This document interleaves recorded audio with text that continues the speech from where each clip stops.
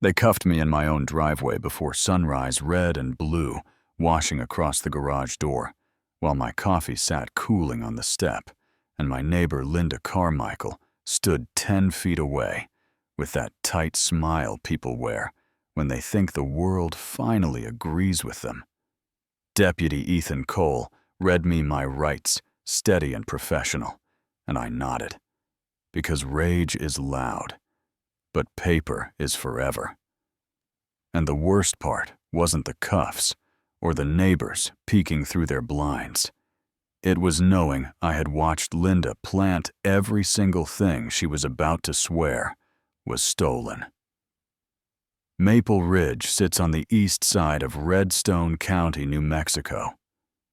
Cottonwoods along the irrigation ditch mountains that look like they're holding their breath, and I was on leave to settle my Uncle Ray's place, simple on paper, heavy in the heart, with a county clock ticking down 12 days to clear a $9,800 tax bill or watch the house slip to auction. People change around clocks. You know what I mean? Some get generous, some get mean. And at 6:40 on day one, Linda knocked with a binder like it was a badge, introduced herself as president of the Maple Ridge Community Council, which is not a real thing, but she said it like it could swear you in, then tapped a page with a manicured nail and told me I had a $30 fine for unauthorized vehicle placement. My truck sitting in my own driveway like a dog on a porch. I took a slow sip of coffee to buy a second of patience and asked for the council's state registration number. Tiny blink, bright smile. We manage internally. It's about standards. And I nodded because sometimes you get more from a person by letting them keep talking. Over the next 8 days, Linda called the sheriff's office 5 times before quiet hours. Hedge trimming as property damage. Trash bins angled wrong. Suspicious behavior when I brought in delivery boxes. And by day 8, we were back to the truck. Except the complaint had mutated into it being concealed inside the garage to evade community review. Yeah, that happened. And every time Deputy Cole showed up, he handled it by the book. Took notes, kept his voice calm. Told her we weren't finding violations, and her jaw would tighten 3 clicks, like a safe turning the wrong way. I kept my badge in my pocket and my mouth shut, because I've seen how fast the story goes sideways. If the guy under the microscope pulls rank, and I was curious too, petty is loud, criminal is disciplined, and Linda had discipline in her eyes. Folks knew my clock, which means Linda knew it, and she had one of her own. Husband gone 2 years, debt. Heavy as wet denim, a mortgage that didn't love her back, and I can feel for a person without letting them eat me alive. On day 9, bright flyers hit every mailbox like Election Day. Emergency community standards. Hearing Thursday, 7 p.m., picnic shelter by the playground. Linda listed herself as presiding officer, the tone said. Supreme Court, the setup said, bake sale, and I sat in the back with a small notebook because that's how I breathe. 15 neighbors' front row was Gordon Pike, with his arms crossed. The man measures his grass like it owes him money. 2 rows behind was Tina Alvarez, the quiet engineer with more cameras than the city, and receipts for everything she says. And Linda opened like a judge and a cruise director. Had a baby, thanked everyone for answering the call.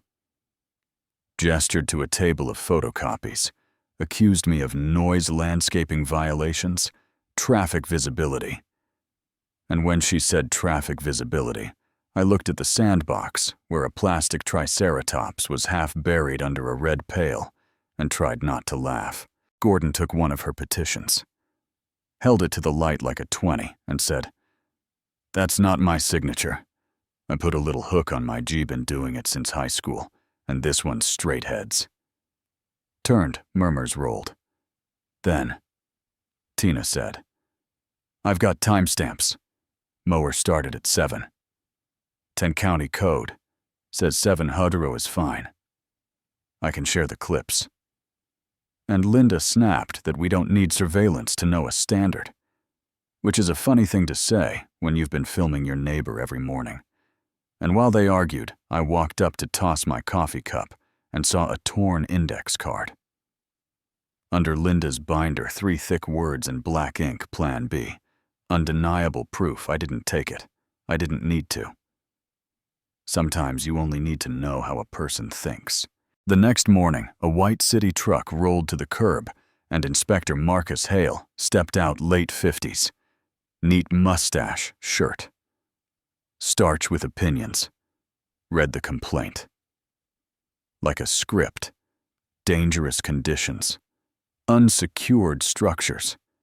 Illegal. Modifications, and I said, "Happy to walk you through." We checked outlets and panels and permits, like 2 guys at a hardware store. And in the living room, he set his clipboard down and said, "This is one of the cleanest properties I've seen this month." Then Linda arrived from stage left, with her phone already open to a gallery of damage that did not belong to my house. Cracked stucco broken fence, and a reflection in one image where a different street number glowed backward on a car window. Marcus clicked his tongue and said, "These appear edited, and this isn't even this street." And Linda pivoted to the only argument she had left. He gets away with it because he knows people look how calm he is. That's not normal, and she's not wrong. Calm isn't normal. It's training. But I let it slide. 2 days later, the county set a mediation room, 2 pitchers of water, like they could stop Stubborn from drying out. Patricia North was the mediator, reading the room like a therapist with a stopwatch. Linda brought binders. I brought myself. Tina had submitted footage. My attorney, Sloan Rivera, supplied a letter about Linda, trying to pressure him into slow-walking the estate. North asked 3 precise questions that ran through Linda's pages. Like a seam ripper used the word manipulation, and Linda raised her voice and said, "You're all connected. He has government friends. You're intimidated." And North closed the folder and said, "This session is concluded. I find no merit in the complaints as presented. I'm obligated to report suspected document fraud." And as Linda jammed a file into her tote, she muttered, not to us, but into the room, "Then I'll make proof they can't ignore soft." But the recorder on the table made it permanent. When someone tells you who they're about to be, believe them. So that night, Tina and I repositioned 3 cameras, one on her eave, across the lane catching my driveway, one at my side, gate watching the latch, and a small mean one tucked behind a shelf in the garage, staring at the concrete, where dust tells the truth better than witnesses. Sloan mapped our evidence like a chessboard. I logged times and weather, and the way voices sounded when they were about to lie. And Linda, for her part, developed a fascination with the brass locker key on my ring, a little thing hanging on a blue ribbon I found in Uncle Ray's toolbox. And every time she saw me, her eyes snagged on it, like it owed her money. Tuesday night, her lights flickered on and off, as if she was rehearsing small bags and bigger things, out and around 2:22 a.m. My garage door opened, soft as a secret. I called Tina and whispered, "She's in." And Tina breathed multiple angles. She used a remote. She's not searching. She's composing. And the little camera caught everything.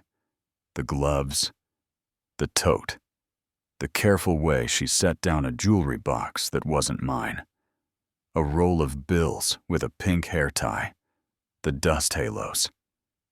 She broke in perfect half moons, that start beside an object instead of leading to it. The phone clicks as she photographed her own work, and at 2:47 she stepped outside and made the call. "I need police. I found my grandmother's keepsake box and cash and photos hidden in my neighbor's garage. He's been stealing from me. Please hurry. He'll move it if you don't come right now." And if I hadn't just watched her place every prop, I might have believed the tears. Sirens threaded the cul-de-sac close to 3. Ethan did his job by the book, because that's what you do. He saw elements that fit a crime. Photographed the scene, treated Linda like a victim until the world proved she wasn't. And he cuffed me. Because midnight, truth is still truth, and the book doesn't care whose driveway it is. And I told him I understood. And that chain of custody matters, because if a thing is going to break your heart, you may as well make it useful. Holding cells are bright lights, linoleum. And routine, a young tech glanced at the evidence photos and muttered staged, tidy burglars don't. Martha Stewart, a garage, and a kid with a black eye. Looked at me and said, "You don't look mad, everybody's mad in here," and I told him being mad won't carry the day paper might, around 8. Captain Ruth Delaney took the case file, circled dust arcs, underlined. The timeline, scrolled the report, opened the personnel database. Froze and called Ethan into her office. "You arrested the sheriff," she said, and Ethan went white as printer paper. That's why he looked familiar. And Delaney didn't waste breath. She called evidence. She called booking, and Tina stepped into the conference room with a laptop and said, "I have angles. We watched Linda enter at 2:22 with the remote place items. At 2:30, take photos at 2:46, call at 2:47. The timestamps clicked like a metronome, and Delaney stood and said, 'Release him. Draft the warrant. Ms. Carmichael is going to jail.' They brought me my belt and my watch, and the small dignity you lose even when you behave right." Ethan asked to speak, and got out the words like they were heavier than they looked. "I'm sorry," and I told him he followed the evidence in front of him now. We follow the new evidence, and when Delaney asked if I wanted to ride on the arrest, I said no. Ethan should do it. Cleaner for the record, better for the case strip. The drama out of justice, so it stays justice. At noon, Ethan walked up Linda's path.